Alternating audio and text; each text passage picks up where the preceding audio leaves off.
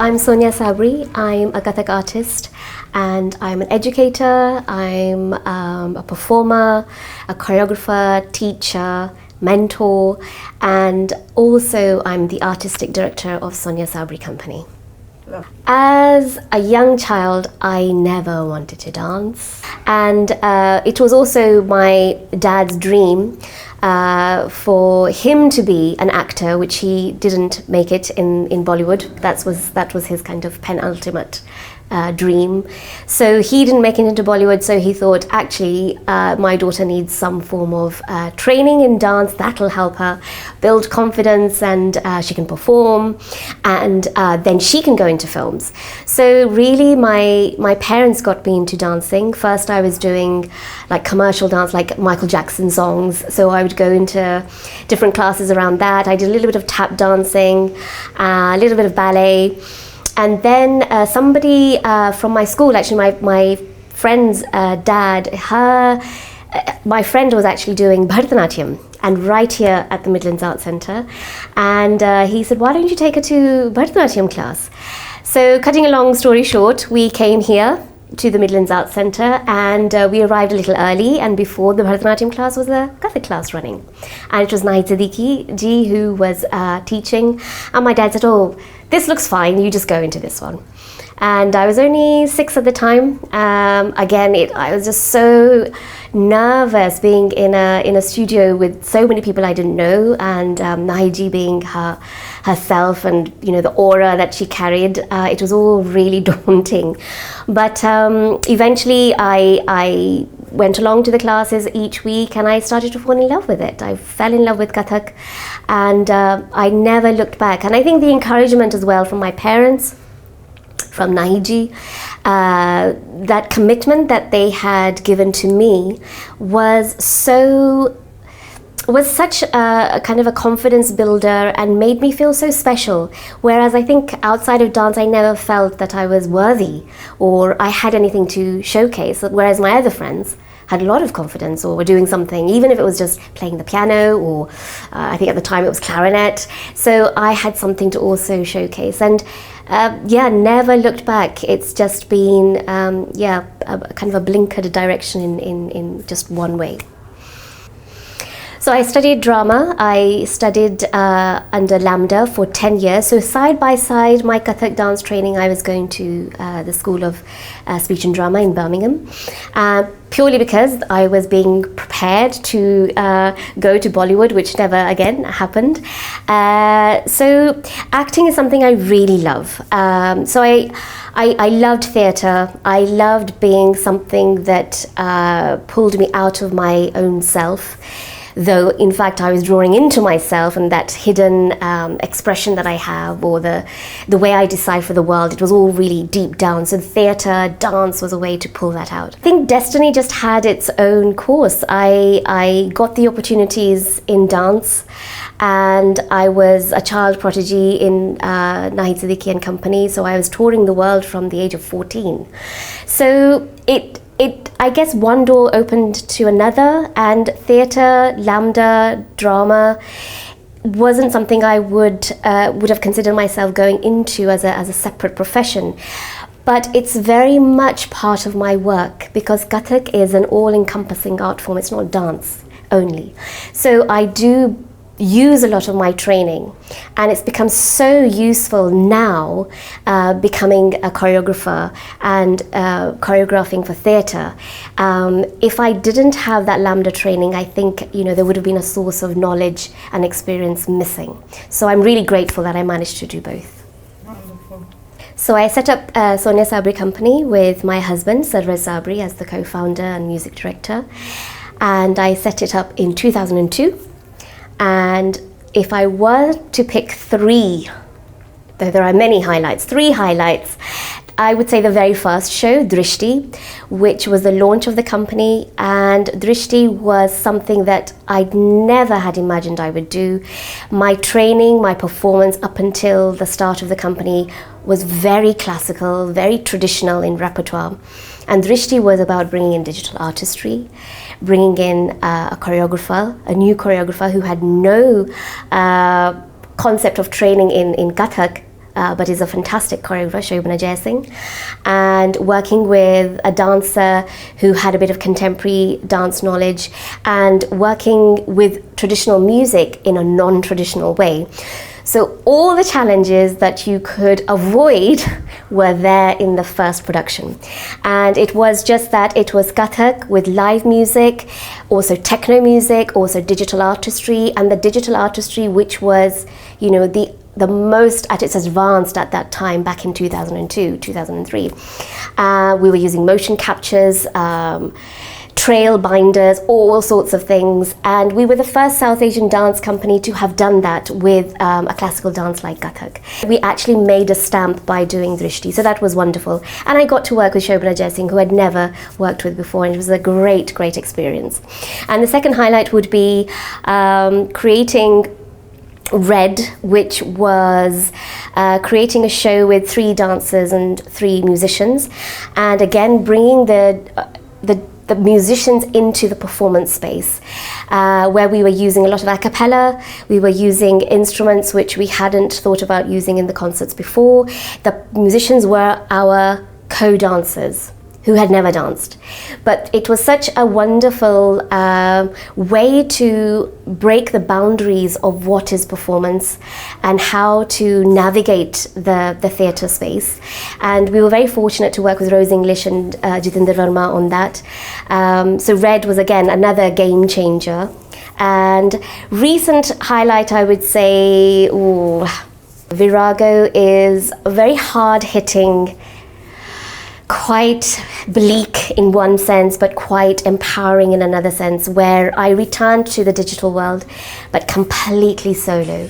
No one on stage apart from gadgets, which could have gone the other way, not working, and could have worked so well that they overshadowed me.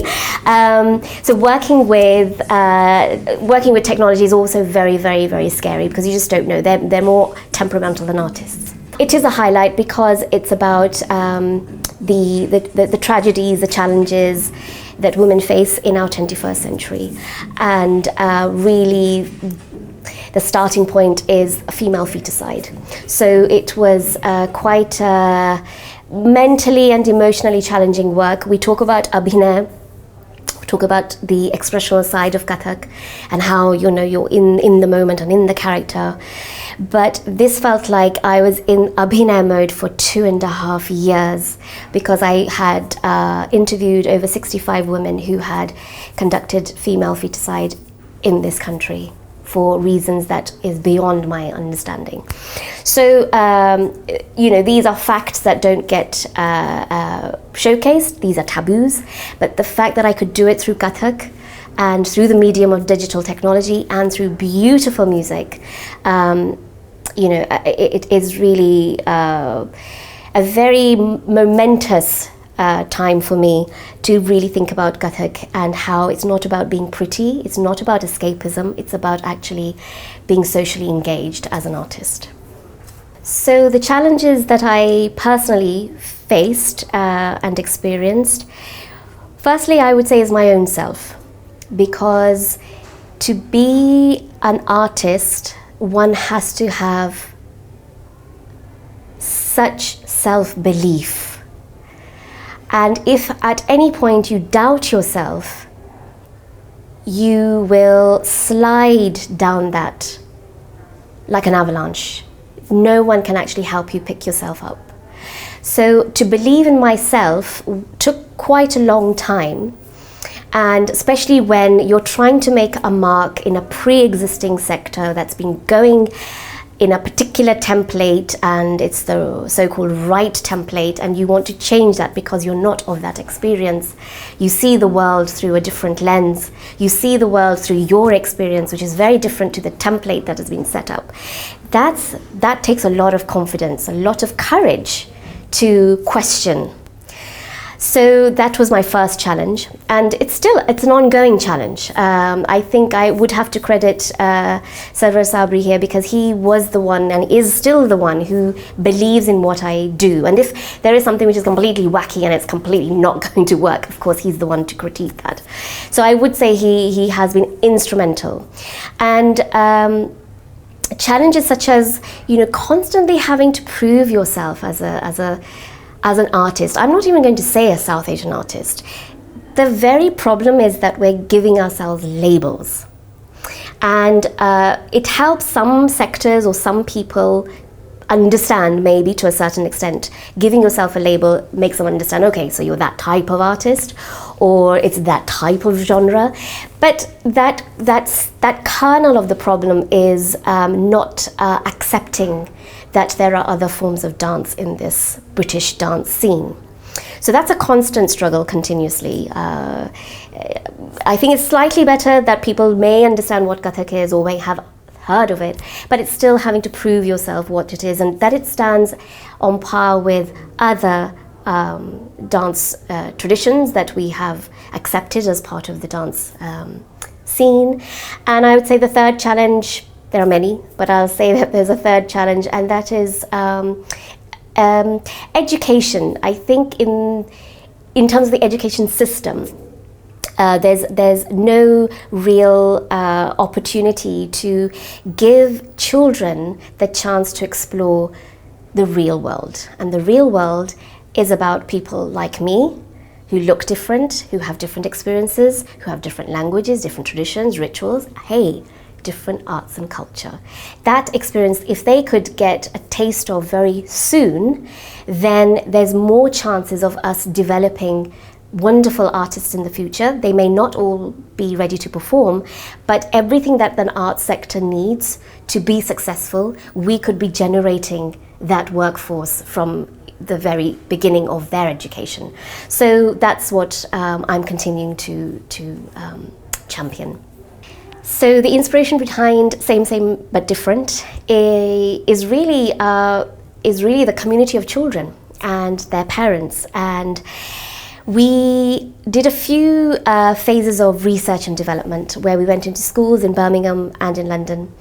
And we were just exploring dance, we were just talking about movement, expression, and what it is to be different in class, different in the playground. How does it change from being at school to being at home? And the statements were so profound. It made me really wonder that no one is talking about the differences. Because we are, under this, I guess, umbrella of political correctness. So even teachers find it difficult to broach those subjects where children are feeling a little vulnerable, or there's just a innocent curiosity about why does one look different to me? Why is their skin color different? Why do I wear glasses? Or why are there more boys than girls in the classroom? So we wanted to explore that, and we wanted to find a way to discuss that through movement, dance, also props and theatre. So given that I'm from that theatre background, I try to bring all these kind of artistic mediums together. So Same But Different is an Anglo-Asian phrase, which really means, it's exactly the same, but slight different here and there. You get this phrase in the marketplaces in India. I've heard it so many times. Well, I'm selling you the Dior bag, but thoda sa, there's a difference there, but it's the same. It is the same. So Same But Different is that phrase which we've really worked on. And we have 3 dancers of different experiences who have all faced some sort of prejudice or have experienced being different. And the 3 dance disciplines that we're using is contemporary, hip-hop, and kathak. And the props that we're also using are very much related to their identity. And we are very, we really cherish our props that makes us feel either special or protected, safe. And we've found a very humorous, very fun and light way to explore the differences. And the unique thing about this, there is no spoken word. We are using what kathak offers us, which is the kind of the tabla vox. We are using the ankle bells, ghungru. We are using everything that we have already within our dance form to create a wonderful, safe, humorous world for children and parents to engage with.